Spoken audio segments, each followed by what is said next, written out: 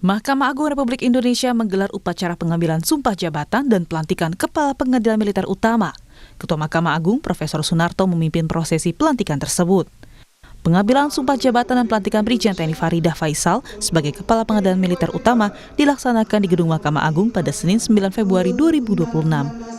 Acara ini dihadiri oleh Wakil Ketua MA Bidang Yudisial, para Ketua Kamar, hingga pejabat di lingkungan peradilan militer. Rangkaian acara diawali dengan menyanyikan lagu Indonesia Raya dan himne Mahkamah Agung.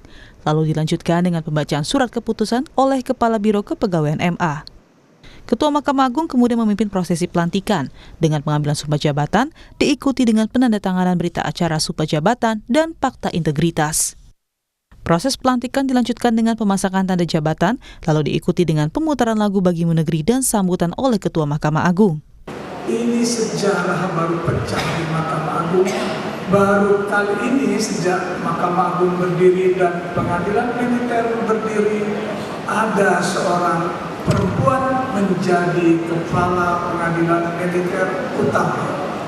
Istimewanya lagi, yang hadir, yang menyaksikan bapak-bapaknya pakai pakaian kebesaran dengan toga masing-masing. Semata-mata untuk menghormati kaum ibu yang menduduki jabatan yang utama.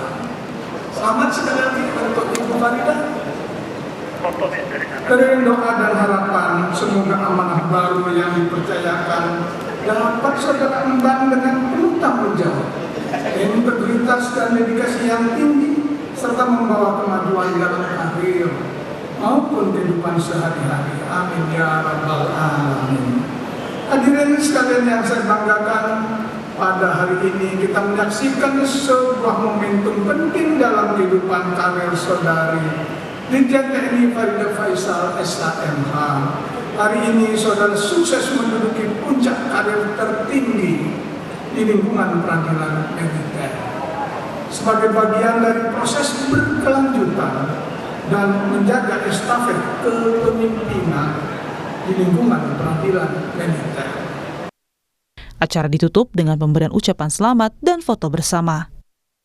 Pelantikan ini sekaligus menandai dimulainya amanah dan tanggung jawab baru dalam memimpin Pengadilan Militer Utama. Diharapkan kepemimpinan baru ini dapat semakin memperkuat profesionalisme dan integritas peradilan militer. Tim Liputan, Kompas TV.